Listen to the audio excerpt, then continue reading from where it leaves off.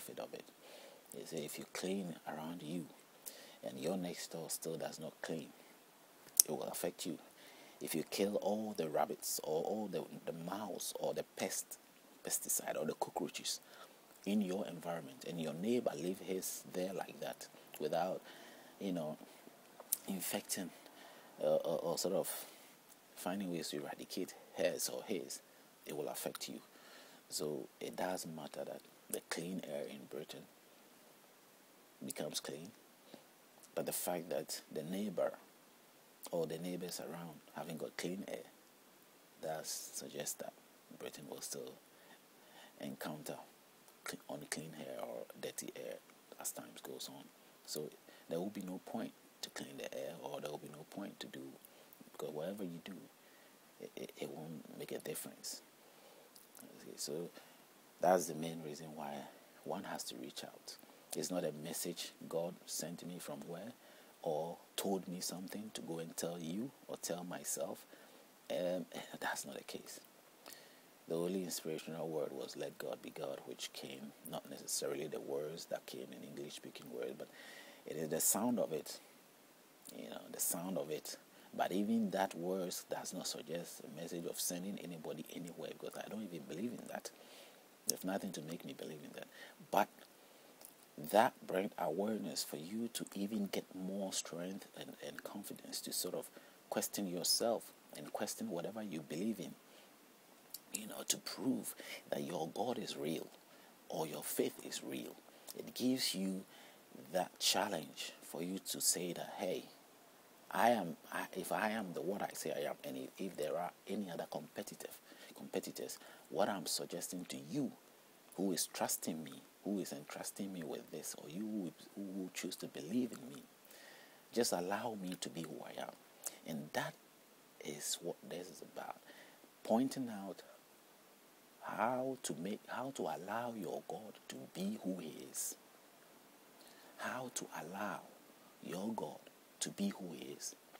Or if you are not a Christian or any religious person, how to allow God to be who He is. If you are an atheist, in the same manner, how to allow God to be who He is.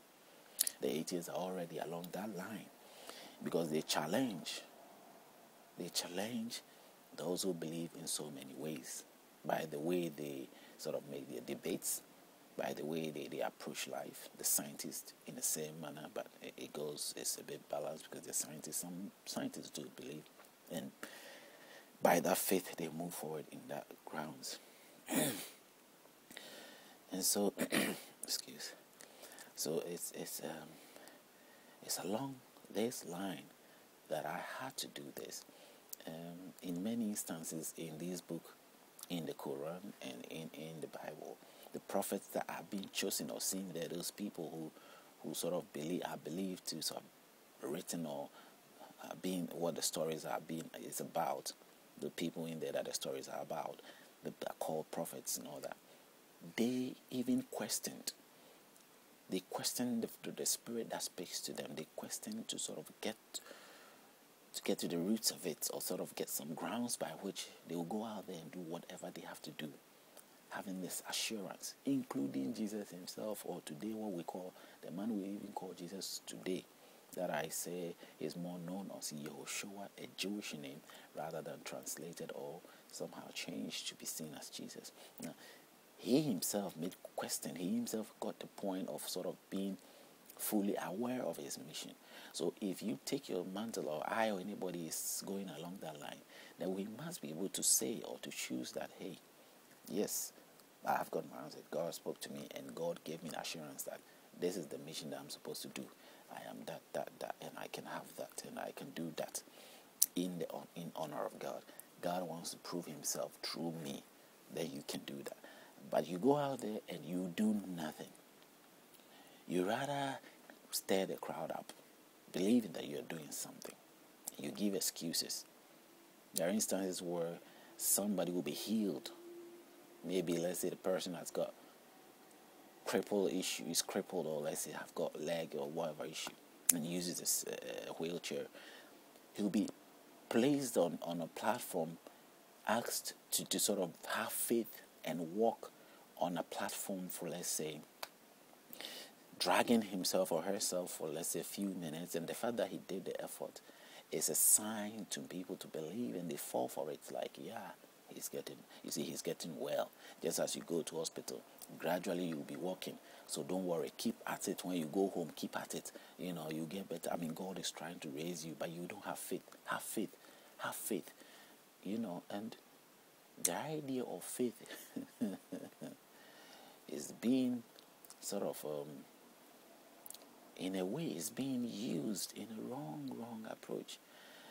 Even if you look into the books of them of which these things are picked or learned from, by word or by picturing the storyline, they were having the faith because they were exercising their faith to help. If I have faith, then I don't need your help. If I can have faith and get well, then I don't need your help. Your faith does not matter. The dead man who was in the grave, that according to the stories, both the Quran and all that, that he was raised from the grave. Did he have faith? That man was dead. His cells were dead. Did he have faith? He had no faith, but he was raised from that grave to walk. How do you compare that to the simple man who has come to you and you claim you can get him well, and you claim to tell him that he should have faith so he can walk? That if he has faith, he can walk. You see, the faith has been turned around in something else. I know faith, that if I have faith, means that I have faith in my God. And if I have faith in my God, whatever I want, he will do for me. And so the act or the real work or the action that will have to be performed on me, that power that comes to work on me, is coming from the person that I have faith in. So I have faith in God, and God will use his power to heal me or to make me better. And if I don't have faith in him, God is God who does anything that he wants to do. God can do anything. Whether he call people, according to what he called us out of the clay. The Quran says he planted us out of the clay, and he also continued creating us out of a little sperm or a seed, and make through the womb, build us to become humans and all that. And so Quran and Bible goes along. It says the Bible have a different way of pointing out God. Bible sort of believe in a lustful approach where God had to have sex and all that with the woman because of representation, and the Quran believe otherwise. Sort of believe the creation can go on, but they believe that God sort of created, God sort of created, and not necessarily coming to have sex with a woman. God created a human being, or God formed human being through sperm or whatever, a clot of blood. So there's a slight difference in there. So if one had to have faith in somebody, in terms of the response, it comes from that person. I don't have faith and have my own response, then I don't need to have faith in anybody. It's like the Buddhist practice, which gives you the sense of mortality, in the sense that you, not necessarily, but mental meditational state, which can make you almost godlike, and always you will be better, and like you'll always be strong if you're able to meditate well and eat the right things. You will be lifting yourself to the level of God, and somehow you will they have that kind of approach also, which is something that is all sometimes just too much to consume. And some of them, you see them fast and they have their own way, but there are things in the Buddhist world that you can't finish talking about them. So you think things deep, and you ask yourself, are these things realistic?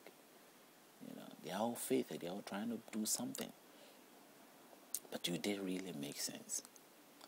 They don't make sense. You look at the books where they get their information for what inspired them to do what they do, and ask the people who are doing it, or the people into it, are they doing it right? Are they got it right? They don't have it right. They don't get it right. They are following the very error or mistakes that traditionally is being passed on to them. They go in there and they continue the practice that the elders who are dead and gone sort of choose to let us or the next generation believe that is how it works. That is what